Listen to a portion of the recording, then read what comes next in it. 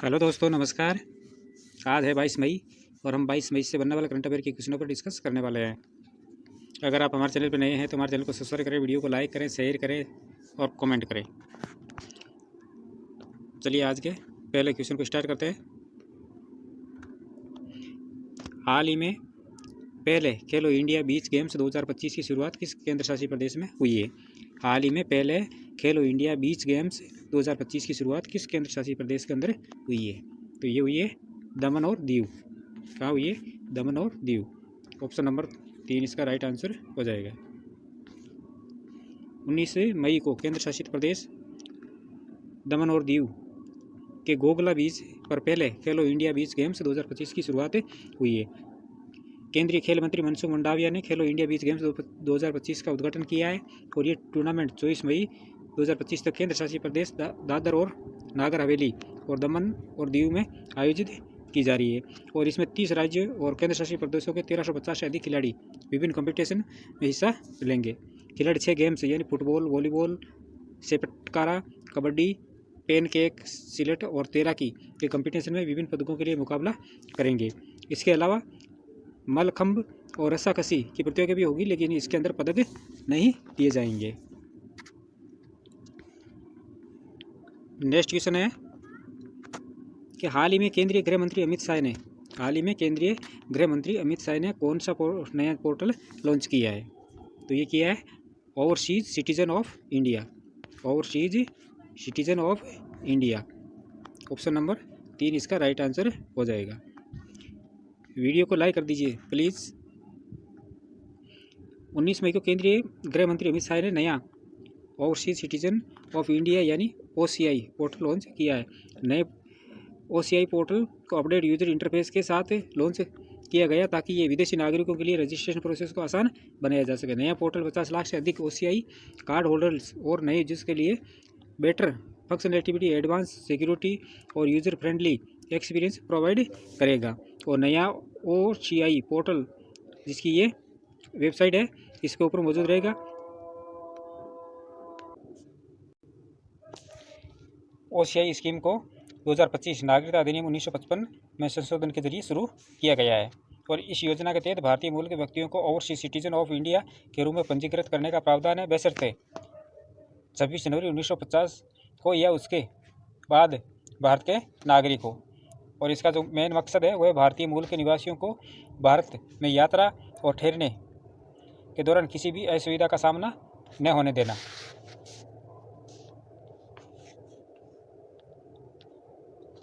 Next question है कि हाल ही में कौन सा राज्य भारत का पहला पूर्ण साक्षर राज्य बन गया है? हाल ही में कौन सा राज्य भारत का पहला पूर्ण साक्षर राज्य बन गया है? तो ये बन गया है मिजोरम। कौन बना है? मिजोरम। ऑप्शन नंबर 4 इसका राइट आंसर हो जाएगा। नेक्स्ट क्वेश्चन है, मिजोरम को पूर्ण साक्षर राज्य घोषित कर दिया गया है। वही मिजोरम इस उपलब्धि को हासिल करने वाला देश का पहला राज्य बना है और ये उपलब्धि न्यू इंडिया साक्षरता कार्यक्रम के कार्यान्वयन के बाद मिली है, जिसके तहत 292 समर्पित स्वयंसेवी शिक्षकों की मदद से 3026 निरक्षरों की पहचान की गई है और उन्हें शिक्षित किया गया। तो साक्षरता दर अब 98.2% है। कितनी है? 98.2%। 2011 की जनगणना के अनुसार मिजोरम ने 91.33% साक्षरता दर दर्ज की, जो भारत में तीसरे स्थान पर थी। नेक्स्ट क्वेश्चन है कि हाल ही में माउंट एवरेस्ट फतेह करने वाली CISF की पहली महिला अधिकारी कौन बनी है? हाल ही में माउंट एवरेस्ट पर फतेह करने वाली CISF की पहली महिला अधिकारी कौन बनी है? तो ये बनी है गीता समोटा। कौन बनी है? गीता समोटा। ऑप्शन नंबर 1 इसका राइट आंसर हो जाएगा। बचेंद्री पाल जो ये पहली भारतीय महिला थी। अरुणिमा सिन्हा ये जो दिव्यांग महिला जो फर्स्ट बार माउंट एवरेस्ट को फतेह किया था। और नाहिदा मंजूर ये जम्मू कश्मीर की पहली महिला। केंद्रीय औद्योगिक सुरक्षा बल CISF की महिला उप निरीक्षक गीता समोटा ने माउंट एवरेस्ट पर चढ़ाई कर इतिहास रच दिया और वे ऐसा करने वाली सबसे पहली महिला अधिकारी बनी है। राजस्थान के सीकर जिले के चक गांव से ताल्लुक़ रखने वाली गीता समोटा 4 बहनों वाले एक साधारण परिवार से आती है। कहाँ की है ये राजस्थान राज्य के सीकर जिले के चक गांव की रहने वाली है। साल 2019 में उन्होंने उत्तराखंड की माउंट सतोपंत जिसकी ऊंचाई 7075 मीटर है और नेपाल की माउंट लोबुचे जो 6119 मीटर पर चढ़ाई की और CISF की पहली महिला पर्वतारोही बनी जिसने ये उपलब्धि हासिल की है। गीता ने ऑस्ट्रेलिया की माउंट कोशियुको, रूस की माउंट एल्ब्रस और तंजानिया की माउंट किलिमंजारो और अर्जेंटीना की माउंट एकोनगुआ पर सफल चढ़ाई कर मात्र 6 महीने और 27 दिनों में 4 महाद्वीपों की सर्वोच्च चोटियों को फतेह किया और उन्होंने भारत की सबसे तेज 7 समिट्स पर्वतारोही महिलाओं में शामिल किया गया। बचेंद्री पाल जो 23 मई 1984 को माउंट एवरेस्ट पर फतेह करने वाली पहली भारतीय महिला भी थी और नाहिदा मंजूर ये माउंट एवरेस्ट फतेह करने वाली पहली कश्मीरी महिला है। अरुणिमा सिम्हा एक पैर गंवाने के बाद भी माउंट एवरेस्ट फतेह करने वाली पहली भारतीय दिव्यांग महिला जिसने माउंट एवरेस्ट फतेह किया था। नेक्स्ट क्वेश्चन है कि हाल ही में किस परमाणु वैज्ञानिक व परमाणु ऊर्जा आयोग के पूर्व अध्यक्ष का निधन हो गया है। हाल ही में किस परमाणु वैज्ञानिक व परमाणु ऊर्जा सहयोग आयोग के पूर्व अध्यक्ष का निधन हो गया है। यह हुआ है डॉक्टर M.R. श्रीनिवासन का। किसका हुआ? Doctor M.R. Srinivasan. Option number 1 इसका राइट आंसर हो जाएगा। वीडियो को शेयर कर दीजिए प्लीज़।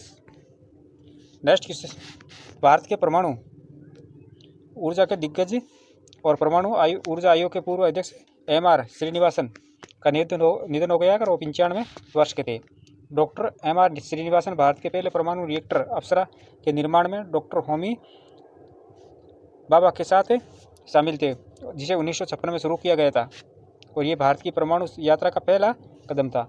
1959 में उन्हें भारत के पहले परमाणु ऊर्जा स्टेशन के निर्माण के लिए प्रधान परियोजना इंजीनियर नियुक्त किया गया था और बाद में 1967 में उन्हें मद्रास परमाणु ऊर्जा स्टेशन के मुख्य परियोजना इंजीनियर के रूप में कार्यभार संभाला था। नेक्स्ट क्वेश्चन है, हाल ही में किस प्रसिद्ध खगोल भौतिकी वैज्ञानिक व पद्म विभूषण से सम्मानित वैज्ञानिक का निधन हो गया है। प्रसिद्ध खगोल भौतिकी वैज्ञानिक और पद्म भूषण से सम्मानित वैज्ञानिक का निधन हो गया है। तो ये हो गया डॉक्टर जयंत विष्णु नार्लिकर का। किसका हो गया? डॉक्टर जयंत विष्णु नार्लिकर का। ऑप्शन नंबर 4 इसका राइट आंसर हो जाएगा। प्रख्यात खगोल वैज्ञानिक और विज्ञान संचारक और पद्म विभूषण से सम्मानित डॉक्टर जयंत विष्णु नार्लिकर का मंगलवार 20 मई को पुणे में निधन हो गया और 86 वर्ष के थे। 2003 में अपनी सेवानिवृत्ति तक वे IUCAA के निदेशक रहे और उनके निदेशन में IUCAA के खगोल विज्ञान और खगोल भौतिकी में शिक्षण और अनुसंधान में उत्कृष्टता के केंद्र के रूप में दुनिया भर में ख्याति अर्जित की थी और वे UICAA में एमेरिट प्रोफेसर थे और 2012 में तृतीय विश्व विज्ञान अकादमी ने डॉक्टर नार्लिकर को विज्ञान में उत्कृष्टता केंद्र स्थापित करने के लिए अपना पुरस्कार प्रदान किया था।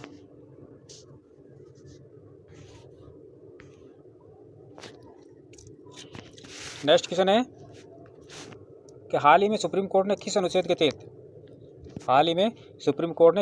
के तहत सभी सेवानिवृत्ति हाईकोर्ट जजों को समान पेंशन मिलेगी। हाल ही में सुप्रीम कोर्ट के किस अनुच्छेद के तहत सभी सेवानिवृत्ति हाईकोर्ट के जजों को समान पेंशन मिलेगी? तो ये मिलेगी अनुच्छेद 14 के तहत। ऑप्शन नंबर 1 इसका राइट आंसर हो जाएगा। भारत के सर्वोच्च न्यायालय 19 मई 2025 को ऐतिहासिक निर्णय में कहा है कि उच्च न्यायालय के सभी न्यायाधीशों स्थायी हो या अतिरिक्त हो को पूर्ण पेंशन और सेवानिवृत्ति लाभ प्राप्त होंगे और चाहे उनकी नियुक्ति का समय या पदनाम कुछ भी रहा हो। यह फैसला संविधान के अनुच्छेद 14 जो समानता का अधिकार देता है को सुदृढ़ करता है और न्यायपालिका में सेवानिवृत्ति लाभों से जुड़ी असमानताओं को समाप्त करता है। यह निर्णय राष्ट्रीय महत्व रखता है क्योंकि यह नियुक्ति की तारीख या स्थायी अतिरिक्त न्यायाधीश की स्थिति के आधार पर पेंशन में हो रहे भेदभाव को समाप्त करता है और बाहर यानी वकीलों और जिला न्यायपालिकाओं से आए न्यायाधीशों के सेवा और योगदान को समान रूप से मान्यता प्रदान करता है। संविधान के अनुच्छेद 14 के तहत सभी के लिए समानता के अधिकार को सुदृढ़ करता है। सुप्रीम कोर्ट के मुख्य जो निर्णय लिए गए हैं वो है कि सभी उच्च न्यायालय न्यायाधीश को चाहे अतिरिक्त हो चाहे स्थायी हो, पूर्ण पेंशन और सेवानिवृत्ति का लाभ प्राप्त होगा। कोई भेदभाव नहीं किया जाएगा। नियुक्ति तिथि के आधार पर होगा और पद की प्रकृति चाहे स्थायी हो चाहे अतिरिक्त के आधार पर हो। और न्यायपालिका में प्रवेश के मार्ग बाहर से हो या जिला न्यायालय से न्यायपालिका से के आधार पर होगा। और मर्द तक अतिरिक्त न्यायाधीशों के परिवारों को पूर्ण लाभ मिलेगा। नई पेंशन तो NPS के तहत आने वाले न्यायाधीशों को भी पूर्ण पेंशन दी जाएगी।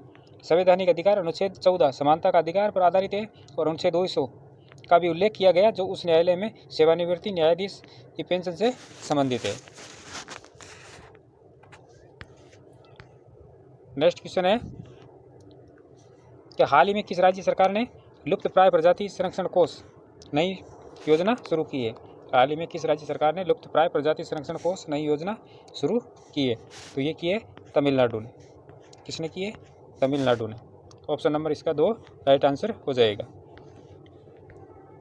लुप्त प्राय प्रजाति संरक्षण कोष का प्रबंधन वंडलूर स्थित advance institute of wild life conservation को सौंप दिया है। और ये निर्णय पहले से नामित agency state forest development agency में प्रशासनिक देरी और निष्क्रियता के कारण लिया गया और इससे ये सुनिश्चित किया गया है कि अब लुप्त प्राय प्रजातियों की रक्षा के लिए आवंटित कोष का प्रभावी और समयबद्ध उपयोग हो सके। बात करें इसके पृष्ठभूमि और उद्देश्यों की तो ये कोष वर्ष 2024 में घोषित किया गया था, जिसकी कुल राशि 50 करोड़ रुपए थी और प्रारंभिक जो प्रबंधन है वो SFDA के जिम्मे था। SFDA यानी स्टेट फॉरेस्ट डेवलपमेंट एजेंसी। कोष को अस्थायी रूप से तमिलनाडु पावर फाइनेंस कॉरपोरेशन या Tamil Nadu transport development finance corporation के में रखा जाना था। उद्देश्य लुप्त प्राय प्रजातियों का सर्वेक्षण, मूल्यांकन और मैपिंग करना और संरक्षण के लिए साझेदारी विकसित करना है। प्रमुख संरक्षण जो प्रजातियां हैं वो है सलीम अली का फ्रूट बेट और Malabar civet, white rumped vulture, Nilgiri wart frog और वाइट स्पॉटेड बुश फ्रॉग और अन्नामलाई फ्लाइंग फ्रॉग। ये इन चीज़ों को इन प्रजातियों का लक्ष्य रखा गया है संरक्षण के लिए।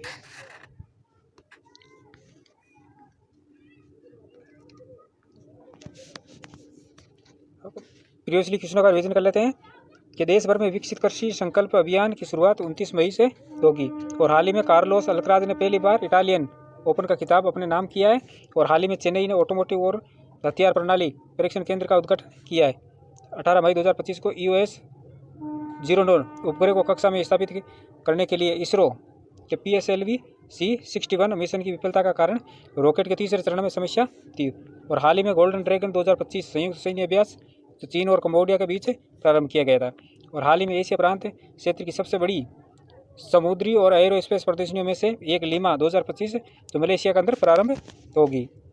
और हाल ही में निकोसुर डेन रोमानिया देश के राष्ट्रपति बने हैं।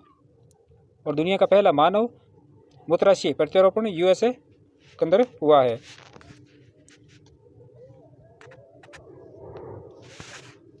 दोस्तों ये थी हमारी आज की क्लास। ऐसे ही महत्वपूर्ण प्रश्नों के साथ कल फिर मिलेंगे। तब तक के लिए धन्यवाद।